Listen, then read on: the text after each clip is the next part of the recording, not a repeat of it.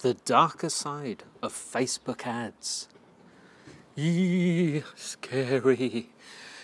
It's me, it's John Butt, it's Marketing for Owners, the podcast. I'm at my garden. It's still, the weather's holding up, so why not? Middle of December, who can complain? It's supposed to be freezing, and it isn't. So, Facebook. Facebook is your friend, but only if you use it right. Now, personally, I think that the reason that Facebook comes up so often is because we're all addicted to Facebook. It's simple. It's like watching TV. The reason everyone watches TV is because it's easy. The box is stuck in a corner.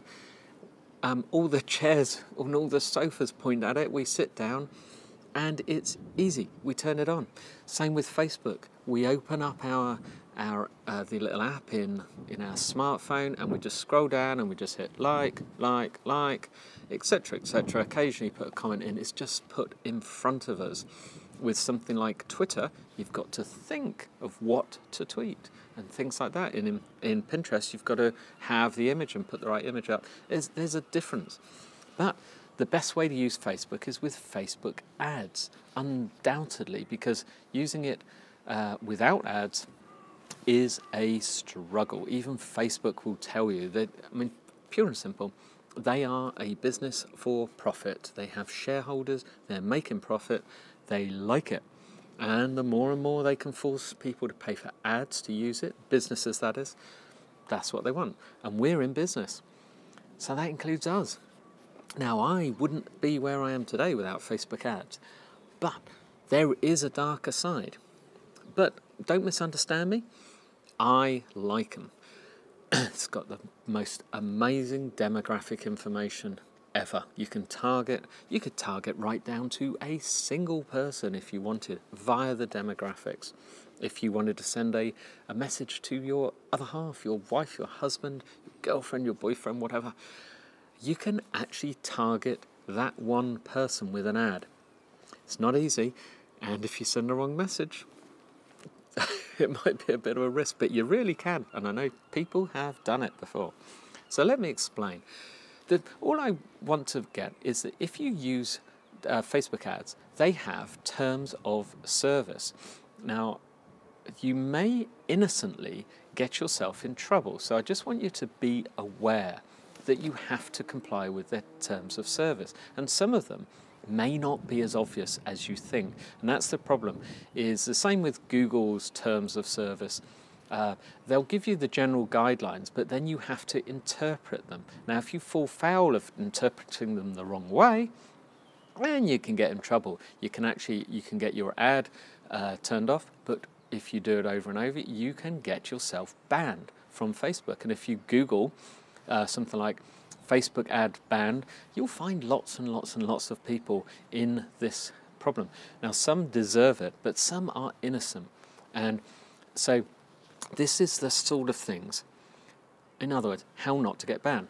So some basic thing. I recommend that you do read the Facebook terms of service and you inquire to somebody who knows what they're talking about if you're worried.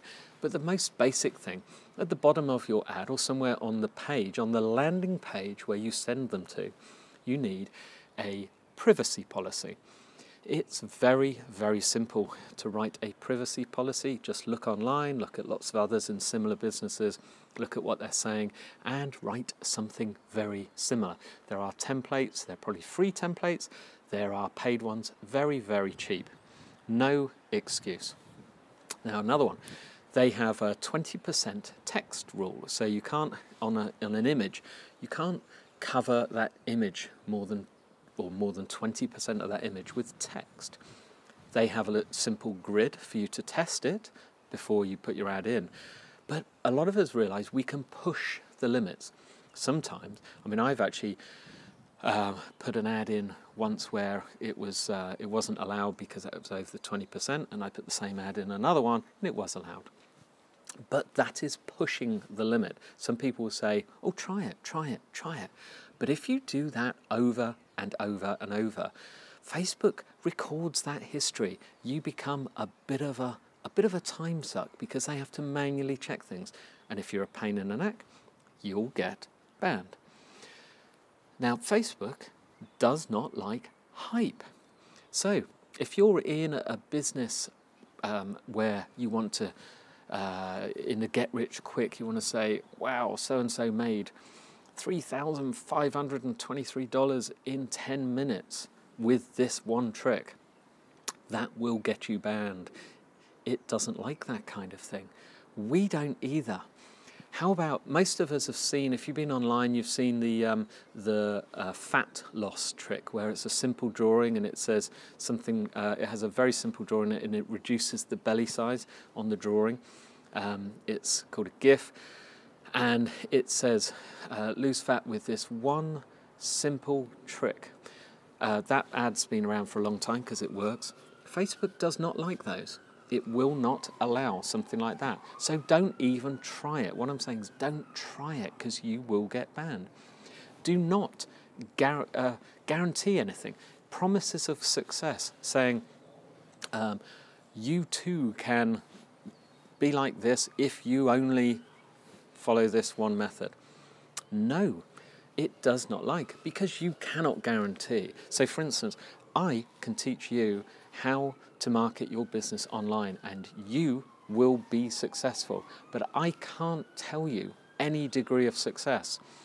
And you could be more successful than me or just mildly successful. Depends how much effort you're going to put in and how you interpret it and what you follow. I can't promise you anything. I can promise you, if you do exactly what I tell you, I can make you successful. But to what degree? How do I know? And Facebook's the same. And I wouldn't be putting that in an ad. No bait and switch, so no using shocking images to make people think, oh, gosh, got to look at that. I mean, if you look in a lot of blogs nowadays, you'll see things with pictures of celebrities that they say, oh, something, for instance, here are the photos that they wish, or that the photographer didn't know they were about to catch. And as a picture of celebrity, you go on, click it, and you go through all of the pages to find that picture you thought was going to be there is not even there. And that's a bait and switch, and that's clickbait. It's clickbait, and they don't like it. That they've told us before, that will get stopped. The bait and switch is where you talk about one thing, and you promise something, and then when they go through, they click through, takes you to something else. It's more of an upsell. They don't like that. Pop-ups on landing pages. Now, a lot of us have pop-ups on blogs. I don't, by the way, but do on certain sites. Depends how we use them. A lot of us will use pop-ups. Pop-ups are great these days, and there's nothing wrong with them whatsoever. Facebook doesn't like them. Now, so if you're going to take them to a pop-up, or what Sumemi would call a welcome mat, or a welcome gate, something like that, Facebook doesn't like it, because you're forcing someone to take an action. You see, you're not giving them information, you're forcing them to take an action. They don't like that. Memberships, forced continuity programs, which are awful, by the way, but the ones where it gives you a free offer, get these free offer, just pay post and packing, and then in 3 months you'll get it for 1 month, and then next month, unless you cancel, etc., and they hope you forget to cancel. No, we don't like those. And a lot of people have been caught out with those. But even basic membership sites. I have a membership site. Now, mine is free, but the paid version, or if you're listening in the future, there will be a paid version eventually. But you can't send people to membership sites. Facebook does not like it. And you might say, well, that's quite simple. Doesn't matter. If it's their rules, if they don't like it, they don't know what you're offering inside your membership, they can't tell. And before and after pictures, scenarios, especially in weight loss, fitness, etc. In fact, weight loss, health, fitness, you've got to be very, very careful. So what you need to do in all these scenarios is take them to your blog. Your Facebook ad should not be taking them to sell, to somewhere to sell. Build a relationship. Take them somewhere. Take them to your blog, which is your hub of all your marketing activity, and do the selling there. Once you've got them there, build a relationship, capture their email, build it from there. Okay, so just be aware. Facebook's terms of service are very easy to find. So be careful when you use ads. Do not be scared, because they're fantastic. Just don't push the boundaries, because they have a lot of customers. They don't need everyone. It's Tuesday. Toolbox tip. This is a quick one. Today, great service, free. It's called Listly. Okay. Sorry, did the sun come out? Look at that. Got an iPad here, but I'm facing completely the wrong way now because the sun's just come out. But Listly, List.ly. Clever thing. If you want to find out anything, just go on there and search for lists. If you want to find lists of free stock photography sites, great books to read in cooking recipes, anything, you can, and you will see people add stuff to the list and people follow. You can create lists, you can embed them on your blog, you can embed them on your site, you can curate lists, people follow, you get a following, you get a reputation. Great tool, fantastic idea, very, very popular.